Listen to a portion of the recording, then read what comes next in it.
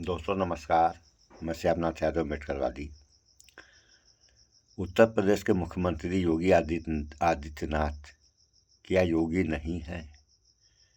ये दोस्तों हमारा नहीं, शंकराचार्य स्वामी अविमुक्तेश्वरानंद का कहना है। तो पहले आप लोग इस वीडियो में देख लें, फिर आगे बात हो। महाकुंभ में संतों के बीच शुरू हो गया महाभारत, और महाभारत शुरू इसलिए हुआ कि कौन असली संत है, कौन नकली संत है। जी हाँ, बिल्कुल सही सुन रहे हैं आप। मगर इसके आगे की कहानी बताने से पहले आपसे ही एक सवाल पूछ लेना चाहता हूँ। संत शब्द तो आपने भी खूब सुना होगा, और जब से महाकुंभ शुरू हुआ है दिन भर में कई बार सुनते होंगे। नहीं सुनते होंगे तो गोदी मीडिया वाले जबरिया सुना देंगे। लेकिन क्या आपने कभी सोचा कि संत शब्द का मतलब क्या होता है? तो एकदम आसान भाषा में सुन लीजिए कि संत शब्द का अर्थ ही होता है सत्य, यानी ऐसा व्यक्ति जो अंतिम सत्य को जान चुका हो, जो सत्य का आचरण करता हो, जिसके जीवन में हर तरफ सिर्फ सत्य सत्य और सत्य ही हो, वही संत है। आपने भी कई बार सुना होगा कि सत्य की खोज में फलाना निकले और संत बन गए। यही बात शंकराचार्य अविमुक्तेश्वरानंद ने योगी आदित्यनाथ को लेकर कह दिया कि अगर योगी संत होते तो सच बोलते, कुंभ में हुई भगदड़ और मौतों को लेकर झूठ नहीं बोलते, घटना को छुपाते नहीं। और उत्तर प्रदेश के मुख्यमंत्री झूठ बोल रहे हैं, इसका मतलब है कि वो संत नहीं है, यानी Yogi Adityanath is not a Saint.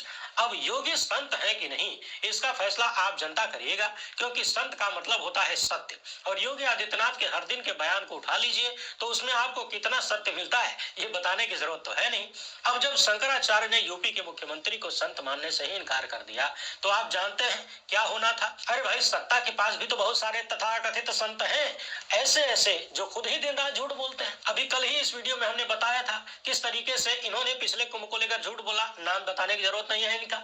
सरकार से जुगाड़ लगाकर अपने चेले चपाटों को सरकारी नौकरी भी दिलवाते हैं। अब जाहिर सी बात है, चेलों को नौकरी दिलवानी है तो सरकार का समर्थन तो करना ही पड़ेगा, तलवे तो चाटने ही पड़ेंगे। शंकराचार्य और मुक्तेश्वरानंद को कांग्रेसी से लेकर मौलाना तक कह दिया गया है। ऐसी ऐसी तस्वीरें सोशल मीडिया पर आईटी सेल के नफरती गुर्गे शेयर करने लगे हैं। अब योगी से भी इस्तीफा मांगने और उनके फेल्योर पर सवाल उठाने के बाद कौन कौन शंकराचार्य के साथ है, कौन कौन उनके खिलाफ नजर आ रहा है, यानी सत्ता के तथाकथित संत कौन कौन है, क्या क्या बोल रहे हैं, और धीरेन्द्र शास्त्री को एक बार फिर से कैसे चमाट पड़ी है, एकदम आसान भाषा में आपको बताएंगे। उधर अयोध्या में दलित बिटिया के साथ हुई घटना पर माहौल बिगड़ा हुआ है, उस पर भी चर्चा करेंगे। देखेंगे कि कैसे हिंदुत्व के नाम पर सत्ता में आए हुए लोग हिंदुओं को हिंदुओं की लाशें भी नहीं दे रहे हैं। बहुत गंभीर और शर्मनाक आरोप है मोदी और योगी की सत्ता पर जो लग रहा है। उधर एक चर्चा ये भी है कि दिल्ली इस बार लखनऊ से आर पार के मूड में है। सब कुछ बताएंगे, मगर उससे पहले आप सभी से एक छोटी सी अपील। पहली बार है तो सुन लिया आप लोगों ने संत का अर्थ क्या होता है। तो एक दोहा है, आप लोग जानते होंगे कि संत न छोड़े संतई, कोटि मिले असंत। और यह कैसे सिद्ध होगा कि संत संतई नहीं छोड़ते हैं? तो अब अगली कड़ी आप लोग देखें या सुने कि चंदन विष व्यापत नहीं, लिपटत रहत भुजंग। जैसा आप लोगों ने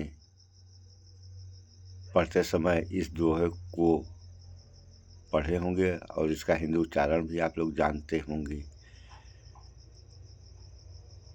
कि चंदन के पेड़ पे तमाम सर पर लिपटे रहते हैं और इसके बावजूद भी चंदन के ऊपर किसी प्रकार का प्रभाव नहीं पड़ता है, जहर का, सांपों का।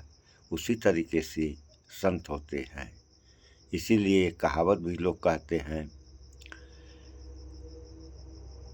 कि मन ना रंगाए, रंगाए जोगी कपड़ा। यानी केवल कपड़ा रंगा लेने से इंसान अपने को कहे मैं संत हो गया या संत हूँ, तो संत तो भले ही कह रहा कि मैं संत हूँ या संत हो गया, लेकिन मानने वाली बात नहीं है। ऐसे लोग संत नहीं कहे जा सकते हैं। तो संत का मतलब होता है सत्य बोले, अपने तो सत्य बोले ही साथ समाज के लोगों को भी सत्य का रास्ता दिखाए। अगर ऐसा संत करेगा तब जो है देश प्रदेश समाज का सुधार होगा। अन्यथा क्या होगा और क्या हो रहा है ये आप लोगों के सामने करने वाली ज़रूरत है नहीं। सो इन बातों पर विचार करें आप लोग संत कौन क्या होते हैं और कैसे होने चाहिए। सो इस वीडियो में इतना ही। स्वच्छता अपनाएं, शुद्ध खाएं, स्वस्थ रहें, शिक्षित बने।